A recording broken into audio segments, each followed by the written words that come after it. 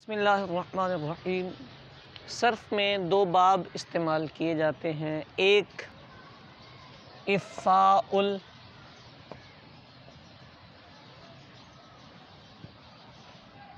اور افعل۔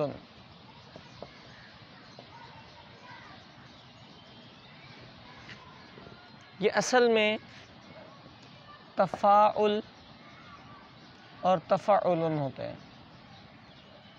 بعض کتابوں میں قاعدہ لگا کے ان بابوں کو وہ بنایا جاتا ہے، اور بعض کتابوں میں باب ہی یہ الگ ذکر کر دیا جاتا ہے۔ بہرحال یہ اصل یہی باب ہوتے ہیں اور ان میں قاعدہ لگ کے یہ بنتا ہے۔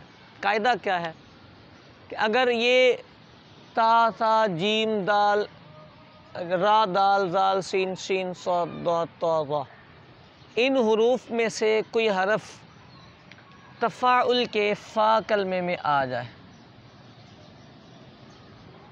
یا تفاعل کے فا کلمے میں آ جائے تو کیا کرتے ہیں، اس تا کو فا سے بدل دیتے ہیں۔ یہ جائز ہے، جوازی قانون ہے۔ یعنی مثال کے طور پر ہمارے پاس لفظ آیا تطہر یا تطہر، تقبل، تفاعل، تا کے بعد آ گیا طا، یہ لفظ ہے جی۔ اسے تطہر پڑھنا بھی جائز، تطاہر پڑھنا بھی جائز، لیکن قاعدہ یہ ہے کہ اگر یوں آ جائے تو اس تائے افتعال کو اب طا سے بدلنا جائز ہے آپ کے لیے۔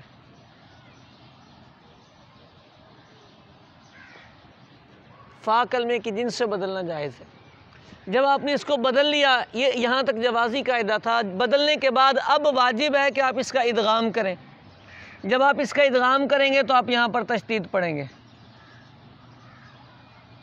ادغام کر دیا، اب جب آپ نے ادغام کیا، یعنی یہ تھا تطہرن، تطہرن سے اور تطہرن سے آپ نے یہ لفظ بنایا۔ اب اس کو پڑھنا مشکل ہے تو اس کو یہاں پر اب شروع میں حمزہ وصلی لاتے ہیں، اطہرن اور اطہرن، یہ حمزہ وصلی آتا ہے۔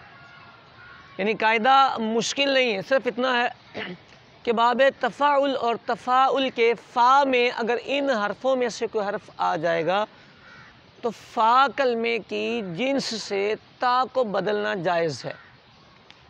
تساقل،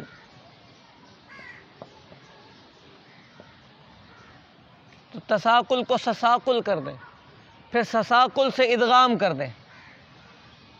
ادغام کریں گے تو حمزہ وصلی کی ضرورت پڑ جائے گی، تو یہ بن جائے گا ارساقل۔ یہ آسان سا قاعدہ تھا، لیکن کسی نے پوچھا تو ہم نے سوچا کہ ہم اسے عرض کر دیں۔ افعل اور افعل جو ہے یہ تفاعل ہے، صرف مختصر سا قاعدہ لگا ہے کہ تفاعل اور تفاعل کے فا کلمے میں اگر ان حرفوں میں سے کوئی حرف آ جائے تو تائے تفاعل اور تفاعل کو فا کی جنس سے بدلنا جائز اور پھر ادغام کرنا واجب ہے۔